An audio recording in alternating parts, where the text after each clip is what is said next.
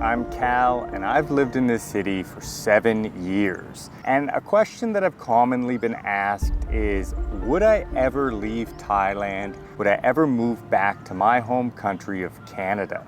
And in my 7 years of living here, I've had many friends decide to leave and move back to their home country. It actually happens a lot. If you're planning to move to Thailand, you might want to know the reasons why expats tend to leave Thailand. Don't get me wrong, I love living in Thailand. I love this country. This is an absolutely beautiful place. Let's get started. And the first one is just a big difference that exists between Thailand and Western countries. Thailand is an ethnically defined state, and that means that you'll live here somewhat permanently as an outsider. Now, of course, you can join the society, but you'll be a farang. Farang means foreigner, Western foreigner in Thai. And it's not a negative term or a derogatory term, but you are simply an outsider because Thai identity is ethnic. If you don't look Thai, you're not considered Thai, and there's nothing wrong with that. The vast majority of the countries in the world are ethnically defined states. This is a choice that every society can make for itself. And part of that is that this is one of the most popular tourist destinations in the world. In fact, Bangkok is the most visited city in the world, and you can understand why most local Thai people will simply view you as a tourist if you don't look Thai. If you're in Thailand and you look like me and you're walking down the street, you could live here for 15 years or 20 years, and you'll get treated like a tourist most of the places you go. And this can get annoying for people. Smaller issues start to add up. And this includes seemingly minor things like higher admissions to national parks and museums that simply add to the feeling of being an outsider within the society. And this can be particularly harsh when somebody's married to a Thai citizen, they have a Thai family, they pay Thai income taxes, and yet they're treated exactly the same way as a tourist who just stepped off the plane. And I've met quite a few who've ultimately decided to move back to their home country because they wanted to feel more a part of the society. But it isn't just appearances. The reality is that you're also an outsider in legal terms. Laws can change quickly and abruptly and have a significant effect on foreigners. Recent examples of this are the TM30 and new tax rule changes, and that lack of certainty can definitely be difficult for people living on fixed incomes like pensions,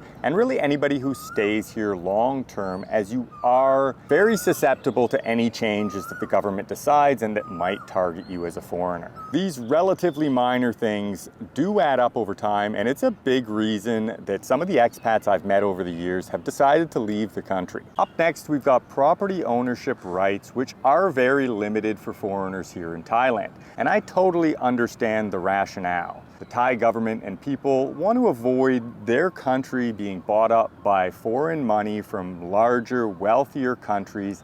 You've got examples of this in countries like Cambodia that are very nearby. And so the government here has actually done a good job of avoiding that type of situation, and I totally respect the decision. But as a foreigner who might be interested in entering the property market, investing in the future, buying property is very unattractive with all the rules and regulations. In Western countries, property values go up pretty relentlessly due to high rates of immigration, and that's made housing a very good investment. Thailand has a declining population and has already significantly overbuilt the condo market. There are empty condos all over the city, and that's great for renting, but it's not great for owning. So when you factor in the lack of rights as a foreigner, the often changing rules and regulations that you face, and a declining population and overbuilt housing supply, this is not a very attractive place to buy property. And many foreigners have decided to leave after living here for many years when they've decided it's time to invest in the future and they want to buy a home or a condo. And in order to invest in the future,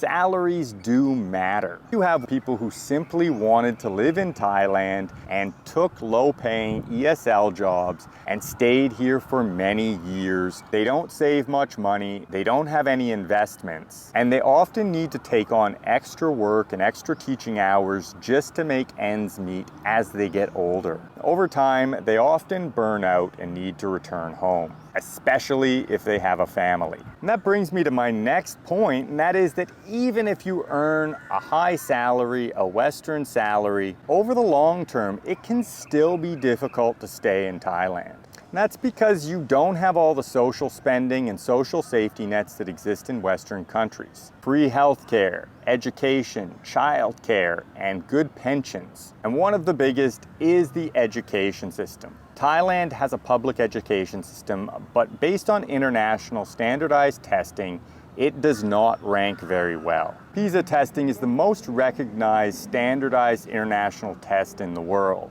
and it ranks countries based on literacy, math, and science. And the top of the list is dominated by East Asian and Western countries. You could send your child to an international school here in Thailand. These schools have Western certified teachers. They follow a Western curriculum, but they are very expensive. And frankly, this is the most common reason I've encountered among expats who've left Thailand, and that is to move home and enroll them in the public education system in your home country. But even if you don't have kids, you also have big differences in social security, old age security, and pensions.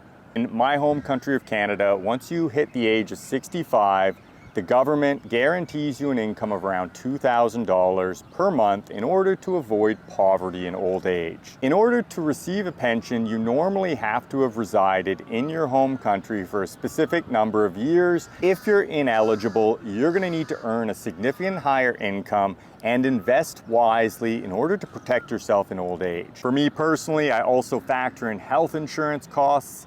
In Canada, we have universal health insurance, and so if you have kids, if you have a family, you'll get free access to health care. This is a big difference, as again, this will be another cost that you add to your expenses living here in Thailand. And as you start to add up all these extra expenses of having a family, often people realize that there's a big advantage to going back home, earning a higher salary, investing in property, having the benefits of healthcare, education, social security. So those are the 5 reasons why most of the expats that I've known have chosen to leave Thailand. And will I leave Thailand one day? Perhaps. And to be honest, if I do, it'll probably be for the exact same reasons that I just outlined. Don't take any of this as a negative. I absolutely love Thailand. I love this country.